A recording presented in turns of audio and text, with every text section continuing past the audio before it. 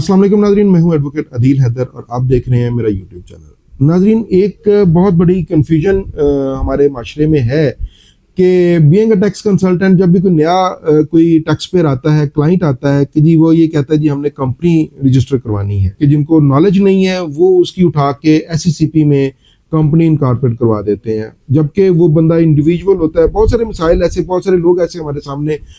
आए हैं जो ये काम बेचारों की जो है वो एससीसीपी में कंपनी इनकॉर्पोरेट हो गई और उसका पेड अप कैपिटल 1 लाख रुपया, 2 लाख रुपया, जिससे कि कोई भी आज के दौर में काम नहीं हो सकता, पैसे लेके उसकी कंपनी इनकॉर्पोरेट करवा देते हैं। उसको गाइड नहीं करते कि कंपनी कितने, जो बिजनेस है वो कितने टाइप्स का हो सकता है और उसका जो है उसका क्या इम्पैक्ट्स आएंगे, उसकी क्या फर्दर जो है आपको उसकी रिक्वायरमेंट्स क्या होंगी, उसकी जो कंप्लायंस है वो क्या होगी। ये चीज़ें जो है हमारे यहाँ नहीं गाइड की जाती। मैंने ये आज ये मुनासिब समझा कि बहुत सारे लोग क्योंकि ये क्वेश्चन करते हैं कि कंपनी कैसे इनकॉर्पोरेट कराई जाए। इसके अंदर सबसे पहले ये देखना है कि आपका बिजनेस का वॉल्यूम क्या है। क्या आप अकेले कारोबार करना चाहते हैं? बिजनेस 3 किस्म का होता है, एक इंडिविजुअल है,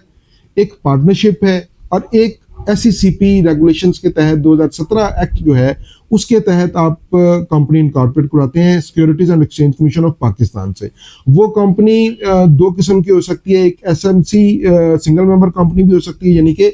एक बंदा भी वहां पर जो है वो कंपनी इनकॉर्पोरेट करवा सकता है, या जो है प्राइवेट लिमिटेड कंपनी जो कुछ डायरेक्टर्स जो हैं, कुछ पार्टनर्स जो हैं वो मिलकर कंपनी इनकॉर्पोरेट करवा लेते हैं। लिहाजा इस फर्क को समझना, अगर कोई बंदा फर्ज किया कि इनिशियली काम स्टार्ट करना चाहता है तो हमारी ये कोशिश होती है कि वो पहले अपना इंडिविजुअल एनटीएन बनवाए,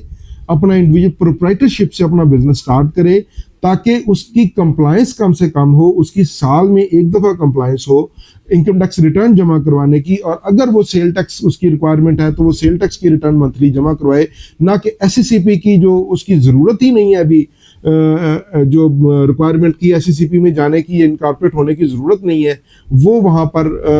उसकी भी उसको रिक्वायरमेंट पूरी करनी पड़ती है, उसकी भी कंप्लायंस करनी पड़ती है। लिहाजा अगर आप बिजनेस स्टार्ट करना चाहते हैं और आपके बिजनेस का वॉल्यूम अभी उस लेवल पे नहीं है कि आपको प्राइवेट लिमिटेड कंपनी या एओपी बेसिकली पार्टनरशिप फर्म है जो 2 या 2 से ज़्यादा जो लोग हैं वो मिलकर एक कंपनी जो फर्म है, फर्म रजिस्टर करवाते हैं और वो पार्टनरशिप फर्म होती है, वो सब रजिस्ट्रार रजिस्टर करता है और इंडिविजुअल जो है वो एनटीएन बना के सिंपली आप एफबीआर से लिंक हो जाते हैं और उसका आप बिजनेस शुरू कर देते हैं। और अगर उसकी रिक्वायरमेंट सेल टैक्स में रजिस्टर होने की है तो आप सेल टैक्स में भी रजिस्टर हो जाते हैं। लिहाजा जब भी आप कोई बिजनेस स्टार्ट करें तो आपको ये सबसे पहले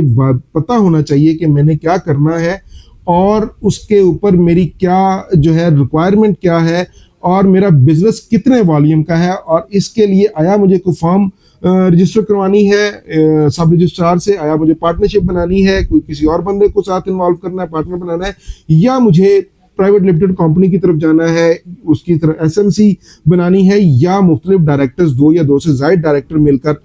जो है वो एक प्राइवेट लिमिटेड कंपनी इनकॉर्पोरेट करवाते हैं। लिहाजा इस बारे में आपको जो है पहले से समझ होनी चाहिए। और जब आप किसी बिजनेस टैक्स कंसल्टेंट या किसी बिजनेस कंसल्टेंट के पास जाए तो उसे अपना एजेंडा, अपना जो बिजनेस का वॉल्यूम है वो बहुत वाज़ेह तौर पर बताएं कि मैं अकेला हूँ, मेरा बिजनेस ये करना चाहता हूँ और इसका इतना वॉल्यूम होगा, मैं लिहाजा इंडिविजुअली इसको अभी रजिस्टर करवाना चाहता हूँ प्रोप्राइटरशिप के अंदर। लिहाजा कंपनी का जो वर्ड इस्तेमाल होता है इसके अंदर बहुत सारे लोग जो है वो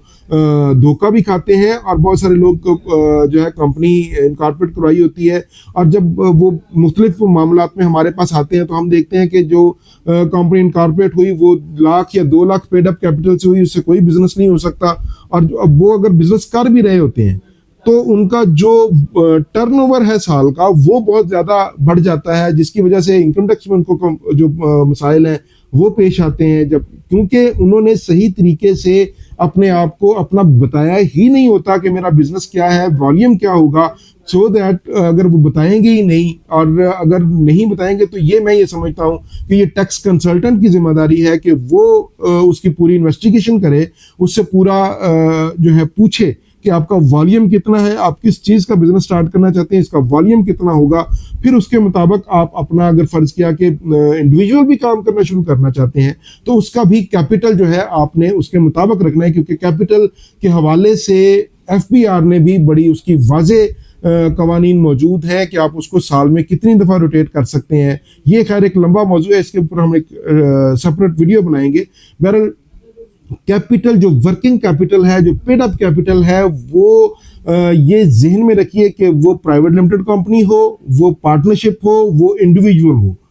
वो SMC हो, वो कुछ भी बिजनेस हो, उसके अंदर कैपिटल जो है वो FBR में, वो SECP में, वो कंपनी फर्म रजिस्टर करवाते वक्त अहमियत रखता है और उसी के ऊपर सारा बिजनेस बेस करता है। लिहाजा आप जब भी किसी कंसल्टेंट के पास जाएं, उसको अगर आप पूरी बात बताएं, और ये कंसल्टेंट की भी जिम्मेदारी है कि वो उससे पूरी तहकीक करे और उसके बाद उसको जो मुखलसाना मशवरा हो सकता है वो उसके मुताबिक दे कि हाँ भाई आपका प्रोप्राइटरशिप बनती है या फर्म बनती है या आपको प्राइवेट लिमिटेड कंपनी इनकॉर्पोरेट करानी चाहिए। ये एक हमारे पास हर रोज तकरीबन कोई ऐसे चीज़ें आई होती हैं जिनकी वजह से ये मैंने ये समझा, मुनासिब समझा कि ये इंफॉर्मेशन पब्लिक इंफॉर्मेशन होनी चाहिए और लोगों को इसके बारे में होनी चाहिए। बहरहाल इसके बारे में आपका कोई भी क्वेश्चन है तो हम हाजिर हैं, आप मुझे कमेंट में इसके हवाले से पूछ सकते हैं। मैं इंशाल्लाह ताला पूरी कोशिश करूंगा कि आपके तमाम कमेंट्स का जवाब दे सकूं। नाज़रीन, आज के लिए इतना ही, इजाज़त दीजिए, अल्लाह हाफिज़।